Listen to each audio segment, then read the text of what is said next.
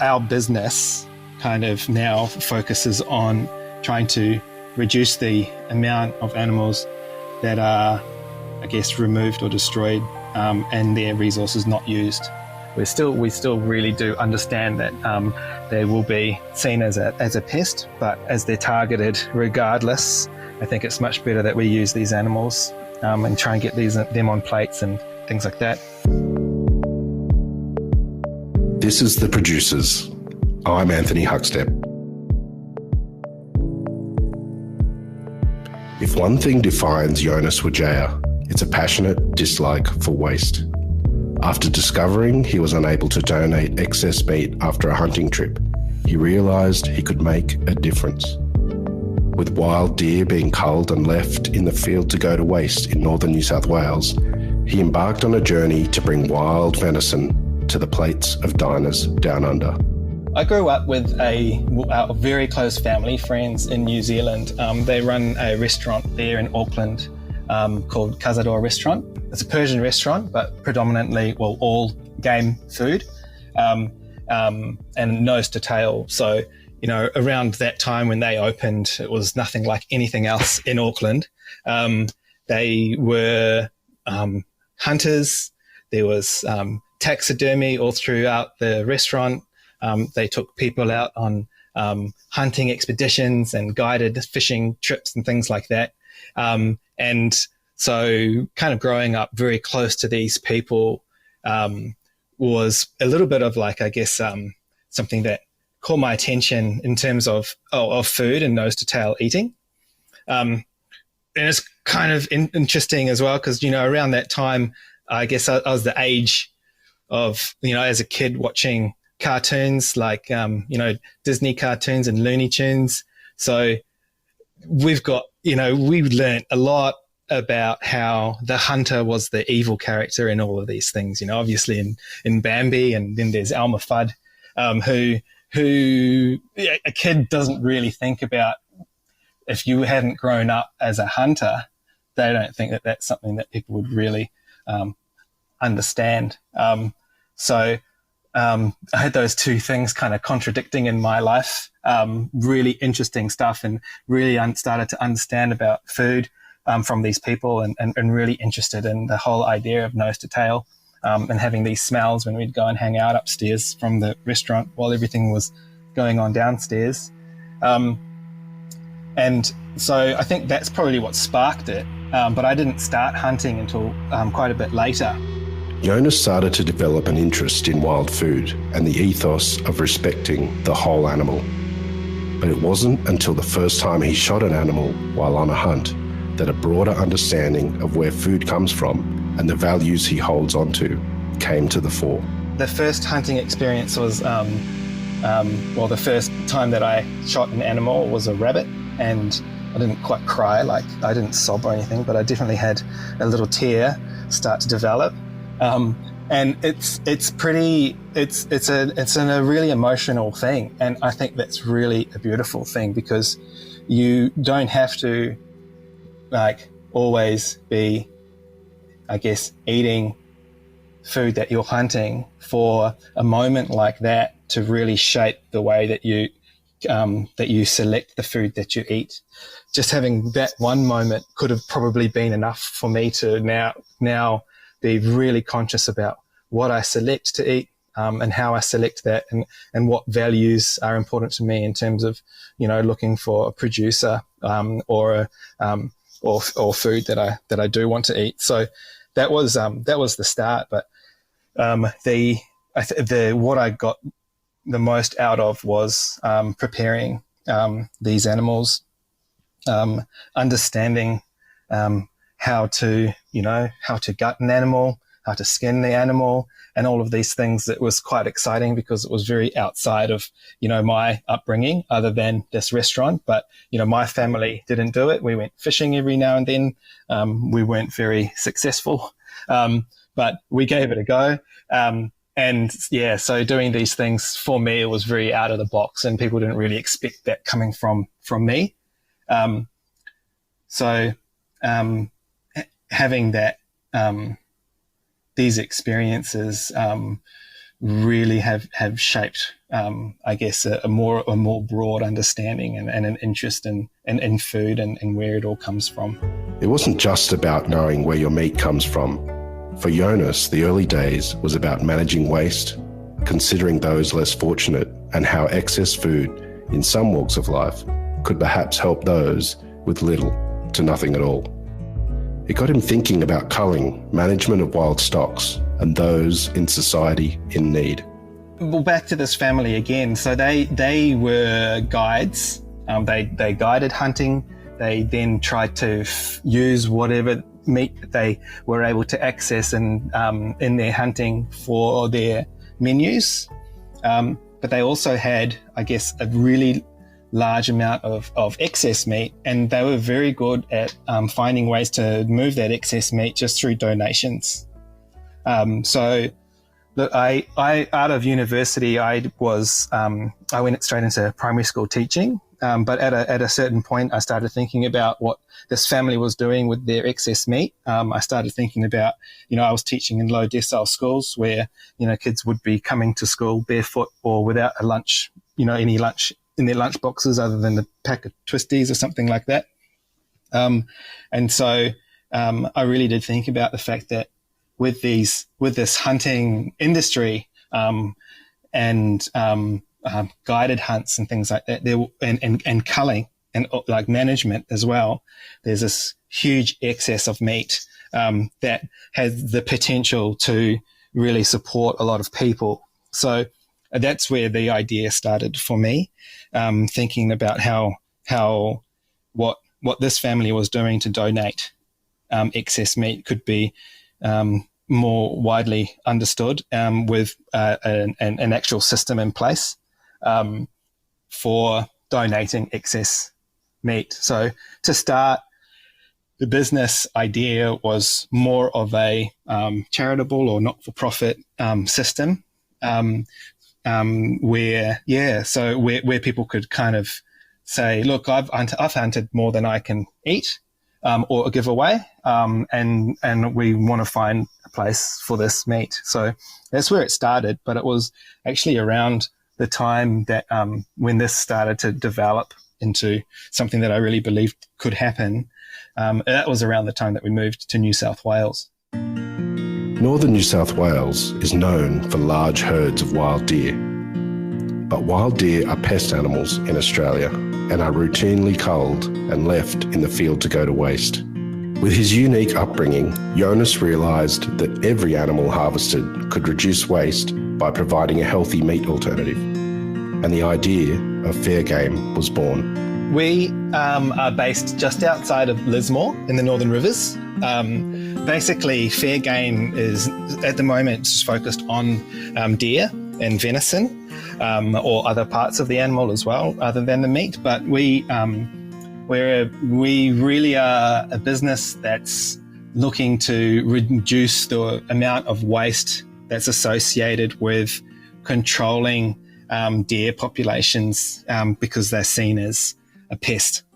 So they're all wild harvested, and these animals, they're seen as a pest because they've got they cause a lot of like financial burden to farmers because obviously they can jump fences and move around as wherever they want, and that's how they get onto these pastures that are intended for cattle or into crops that are obviously intended to sell at market. So they're seen as a problem. They're also seen as a problem because as an introduced species and a hoofed animal, they do a lot of damage to the environment, trampling natives, ring barking by rubbing, and so there's a need to manage these numbers if we want to protect, the native environments. So we've got our business kind of now focuses on trying to reduce the amount of animals that are, I guess, removed or destroyed and their resources not used. We're trying to reduce the number of animals wasted and increase the number that are where the resources are being used.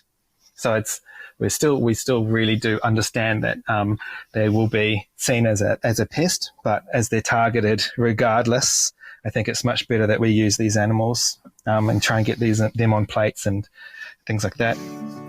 Harvesting wild animals is very different to commercial farming. Animals grown on farms are fed a regime designed by a nutritionist and are transported to an abattoir, processed, packed, and off to market. Wild deer are free to roam and graze with no chemical inputs and no restrictions on diet or movement. Wild venison requires no live transport, no mustering into yards, and no abattoir. So the supply chain's got quite a few stages and a few different types of licensing that you need to acquire in order for it to be a commercial and safe product. Starts off with the field harvester, and the field harvester is also Food Authority certified. They're the ones that go out at night mostly and shoot under spotlight. They travel in their vehicles and shoot from their vehicles, and they shoot the animals and then take those to field depots, which are the cold boxes. Part of the regulation is it's called an ethical dispatch, and basically these animals have to be shot in the head, in the brain, and the reason is that it's instant. Animals don't realize that it's going to happen.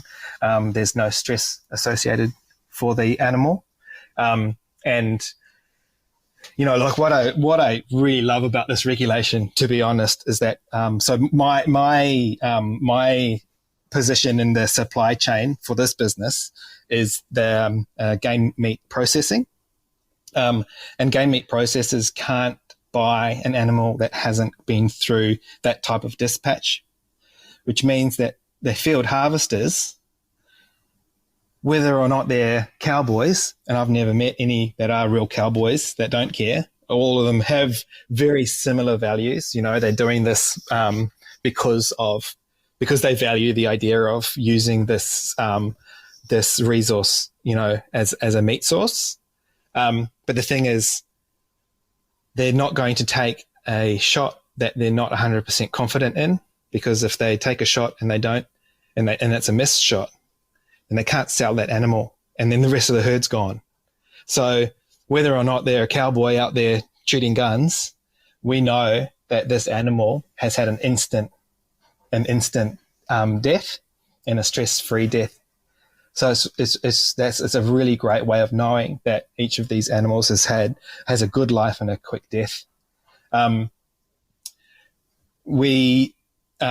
Those field harvesters, they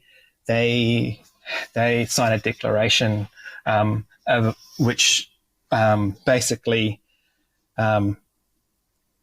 shows that the animal behaviour is as expected. So that's where you can start cutting out any potential disease, and then they're taken to a field depot where their temperature is dropped down quickly for safe eating. And from there, a game meat processor can break that down and sell it on. Australia is now home to 6 species of wild deer. Wild deer is farmed for venison. Wild populations need to be culled to help curb the environmental damage. Most of the deer that we have access to are either chital deer or fallow deer, and both of those deer are very good eating. They're very tender, and they're really quite delicate.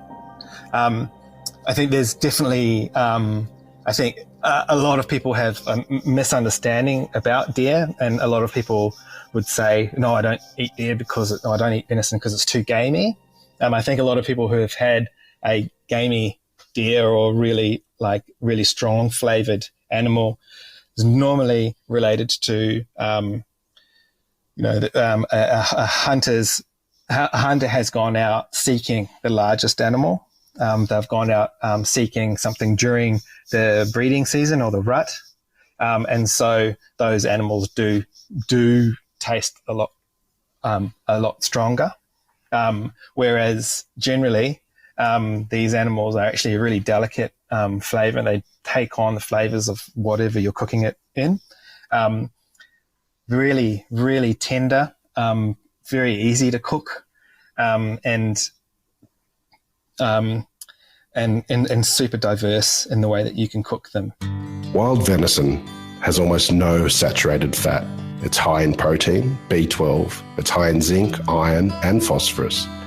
But as Jonas explains, it's just really bloody delicious. We do anything from like large bone-in cuts. So, people who like to take the hind leg and hang it off the tendon to either continue to age or to hang it over a fire and cook over coals. There's that. There's large shoulder bone and shoulder cuts that we do, which is an amazing braising cut. We do an oyster cut as well as a braising cut where we keep the shank and the neck meat attached to that as well. So it's really beautiful to braise. And then we go down to whole muscles. So selling backstrap as well as the top side and rump and knuckle all sold kind of really nicely with the sinew removed and presented in a way that home chefs can cook it without having to do too much to it. As well as that, there's mince and diced cuts. And then we also have, we've got at the moment 4 different sausages. We've got a bush tomato, a juniper berry, a lemon myrtle and wattle seed, and a fresh chorizo. And then we've also been developing and pretty much nailed a 5th one, which is, so those are the 4. They've all got free-range pork fat in them. But this 5th one, we've managed to make a pure venison without any fat and still have a really beautifully textured, soft and juicy sausage without any fat. So that's a product which is entirely unfarmed sausage that we're doing. And then there's also a salami that we've got manufacturing at Salumi, Australia. Like all small businesses, Jonas started off small, connecting with artisan producers and farmers markets to celebrate the unique eating experience and ethos behind his product. Soon enough, word got around and chefs from Brisbane to Sydney started menuing his venison. I started selling it in my own town here in Lismore.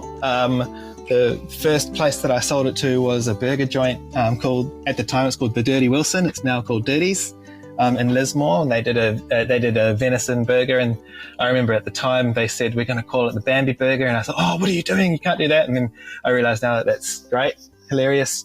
And it's very important at the same time because, people need to open their eyes to what they're eating and understand that they are eating an animal and start to question, why is it such a big deal to eat Bambi and not such a big deal to eat lamb?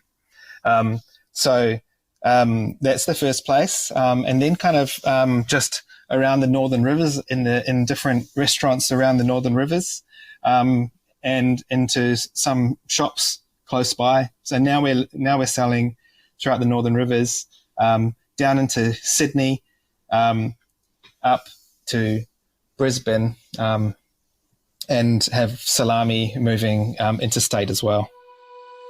Farmers markets are a vital link between artisans and consumers looking to dig deeper. But restaurants are where produce can shine and become the star on the plate. One that comes to mind is a restaurant in Brunswick Heads called Cadeau. Giorgio, the chef there, has always been super supportive and loves just he's a great chef that understands that we're selling whole animals. So rather than asking us for a specific cut, he always asks, what do you need to move? What have you got that that not many other people are buying at the moment, which is a great start. But I remember, not so long ago, driving home in the evening after a delivery run up into Brisbane and it being quite late and missing all of the closing times on the way home of places that I could pick up something quick to eat.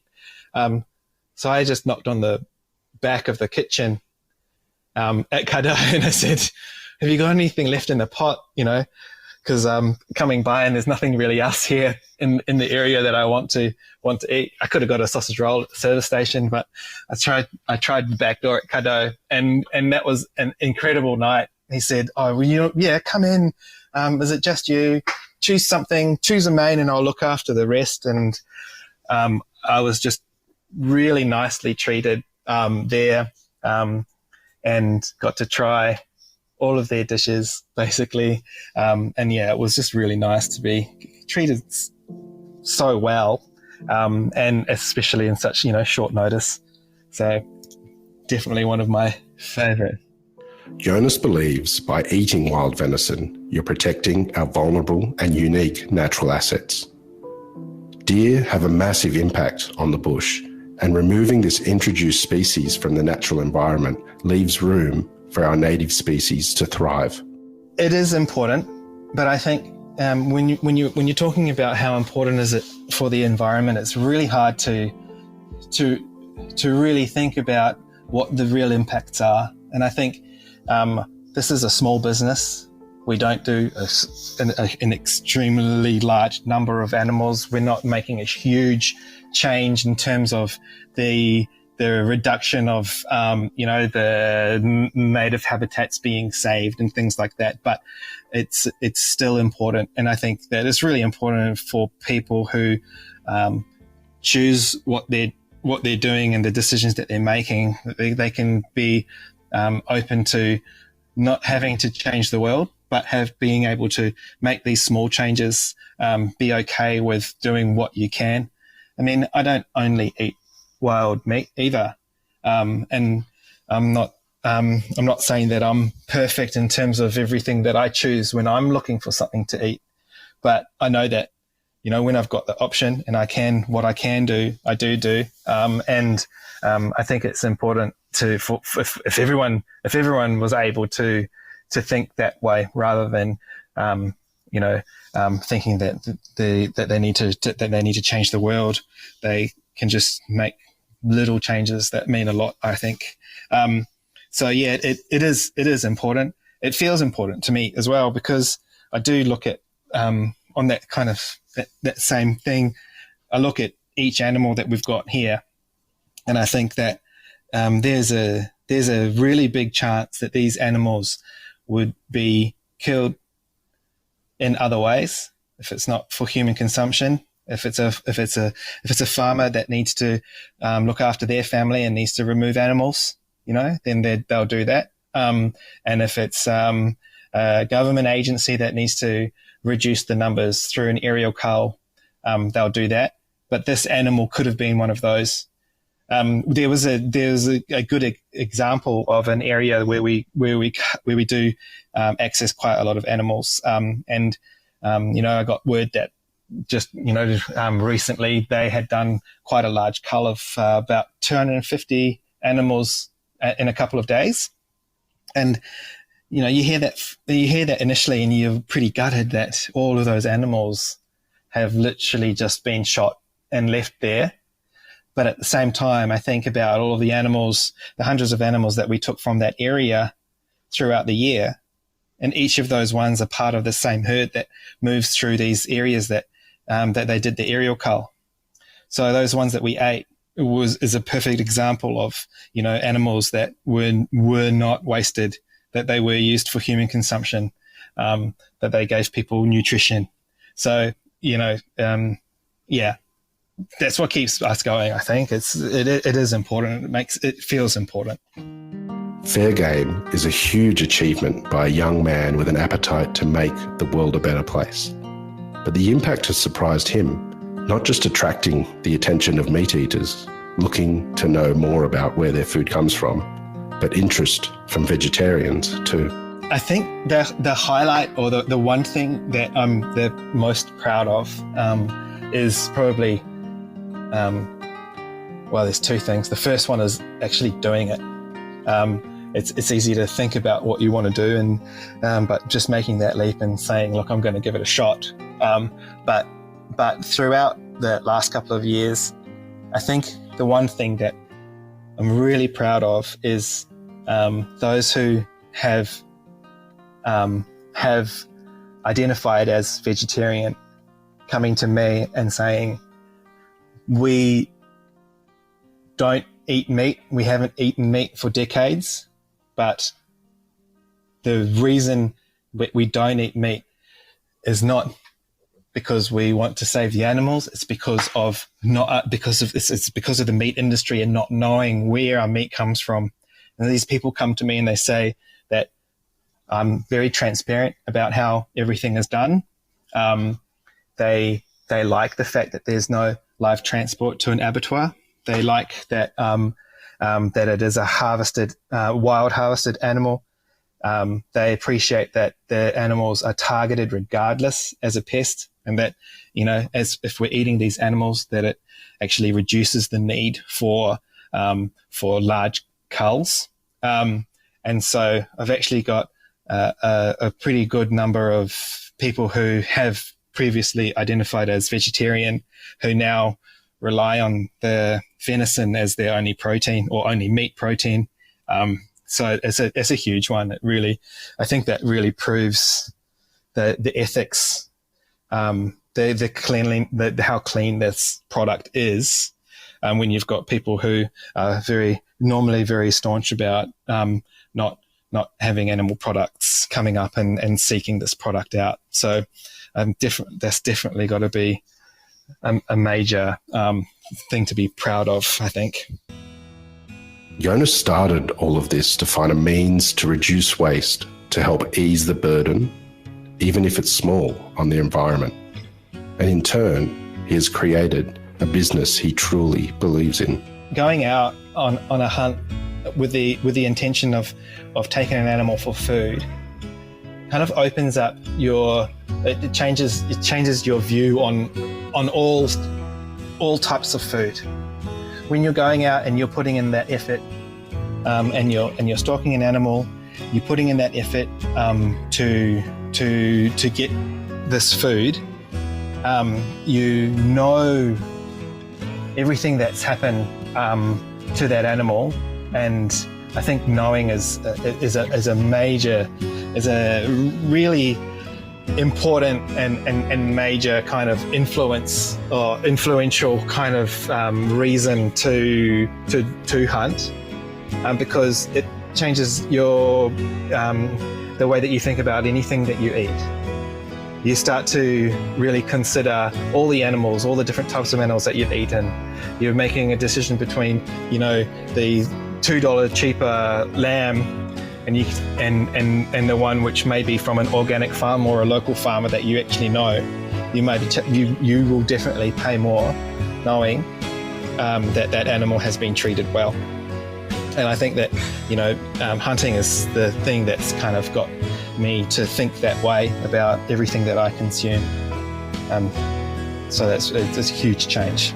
It's definitely a huge change. It connects you to all of your food, to your environment. And it's a very important, I think, thing to understand or to feel, so that when you are at the supermarket and you are looking at all of these different products in plastic, that you at least make an informed decision. We've become so removed from where our food comes from.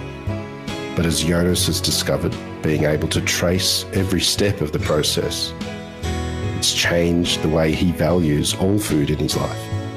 And although we all still rely on the supermarkets, the more we take the time to understand where our food comes from, the greater connection we will make with what fuels our bodies. This is The Producers, a Deep in the Weeds production. I'm Anthony Huckstep. Stay tuned as we share the stories of producers, farmers, makers, and growers, the true lifeblood of the food industry. Follow us on Instagram at Producers Podcast, or email us at producerspodcast@deepintheweeds.com.au.